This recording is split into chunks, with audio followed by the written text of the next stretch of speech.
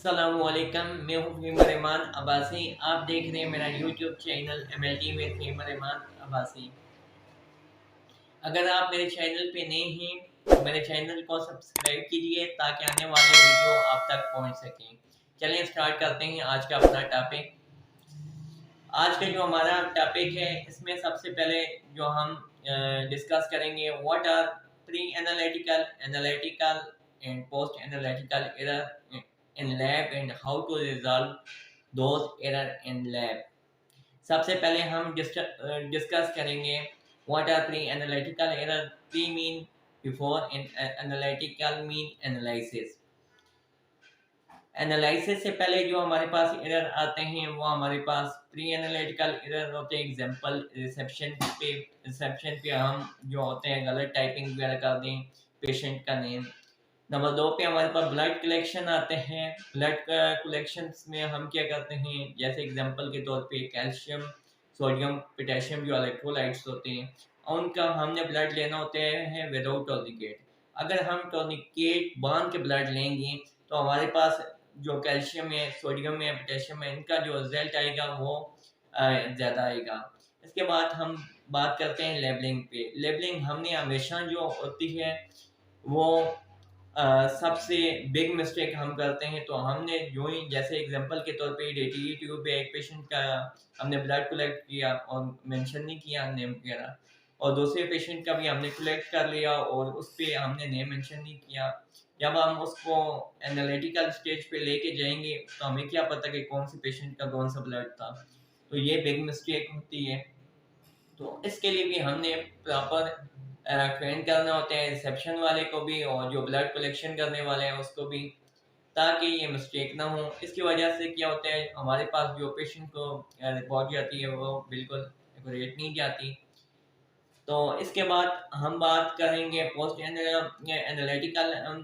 सबसे पहले post analytical से पहले हम एनालिटिकल एरर्स हमारे पास कौन कौन सी होती हैं। एनालिटिकल मीन एनालिसिस के दौरान उसमें हमारे पास पर्सनल एरर भी हो सकते हैं। पर्सनल एरर में क्या होते हैं, हम सही तरीके से मैयत नहीं ये करके डालते हैं, रीजेंट कम डालते हैं, सैंपल ज़्यादा डालते हैं या सैंपल ज़्यादा डालते हैं और रीजेंट हमारे पास कम डालते हैं, या हम सही तरीके से मशीन पे कैलिब्रेशन नहीं करते, या हमारे पास जो कैलिब्रेशन के लिए जो कैलिब्रेशन या हम सही नहीं करते, या हमारे पास जो कंट्रोल होते हैं वो सही नहीं होता, या हमारे पास जो स्टैंडर्ड वगैरह आते हैं वो एक्सपायर होते हैं, या हमारे पास रीजेंट एक्सपायर होते हैं, या हमारे पास कहीं पे मशीन एरर कर रही होती है।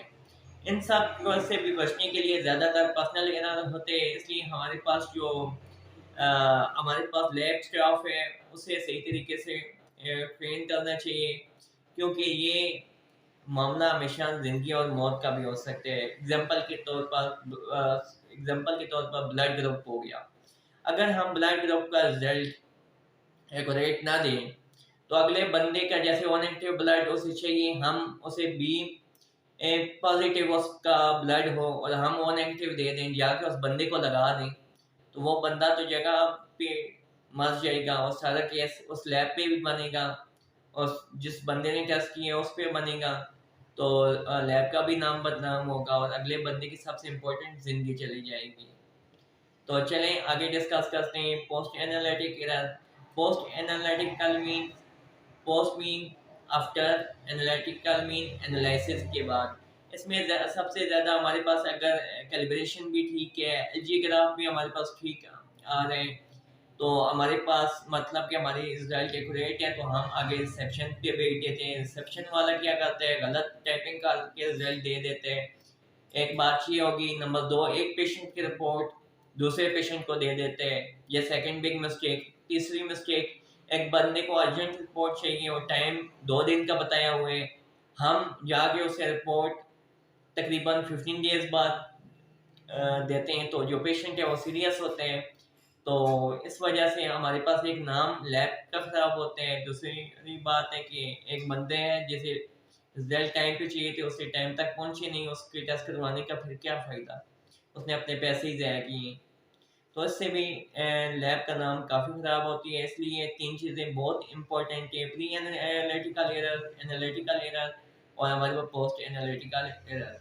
इसलिए इसमें क्या होना चाहिए, एनालिटिकल एरर में हमारे पास बार कोड होने चाहिए सैंपल के हर एक के, ताकि हम जब भी स्पेशल केमिस्ट्री के वहाँ पे रन करें तो वो खुद बहुत एक्यूरेट हमारे पास रिजल्ट दे दे। या हमारे पास ये होना चाहिए पोस्ट एनालिटिकल एरर में हमने सॉल्व आउट किस तरह से करने हैं कि हमने जो बायो केमिस्ट्री एनालाइजर है, ये हेमेटोलॉजिकल एनालाइजर है, उसको हम डायरेक्ट कनेक्ट करें विद कंप्यूटर के साथ। जितनी भी रिपोर्ट्स हैं वो डायरेक्ट हमारे पास क्या आनी चाहिए, सीधी कंप्यूटर्स में आनी चाहिए। सिर्फ हमने आइडेंटिफाई करने हैं क्या ये उसी पेशेंट की, और फ़ौरन से रिपोर्ट निकाल के पेशेंट को प्रोवाइड कर दें। चलिए, अभी मैंने सब कुछ आपको स्पीक करके बताए, अभी मैं आपको रिटन फॉर्म में भी बताऊंगा, ताकि जो चीज़ मेरी समझ ना आई हो तो वो मैंने रिटन फॉर्म में कुछ मटेरियल आपको लिखा है वो मैं आपको प्रोवाइड करता हूँ। तो अगर आपने मेरी वीडियो देखी, अगर आपको पसंद आई तो मेरे चैनल को सब्सक्राइब भी कर दें, साथ साथ शेयर भी कर दें। चलें, जितना कुछ नेक्स्ट। मैंने बताया है वो तमाम का तमाम इन स्लाइड्स में मौजूद है। जो मेरे बोलने में आपको समझ नहीं आई तो आपने अगर स्लाइड्स चाहिए हुई तो ये मैंने अपनी हैंड रिटन स्लाइड्स बनाई हुई हैं। इनसे जो भी चीज़ आपको नहीं समझ आती जो मैंने बोला है तो आप यहाँ से देख लीजिए। अगर फिर भी नहीं ये समझ आती तो कमेंट्स में मुझे बताइए, फिर मैं आपको बता दूँगा। अगर मेरी ये वीडियो आपको अच्छी लगी तो मेरे चैनल को सब्सक्राइब करने हैं और अपने दोस्तों के साथ शेयर करने हैं, ताकि आगे मैं अच्छी अच्छी वीडियो बना सकूं।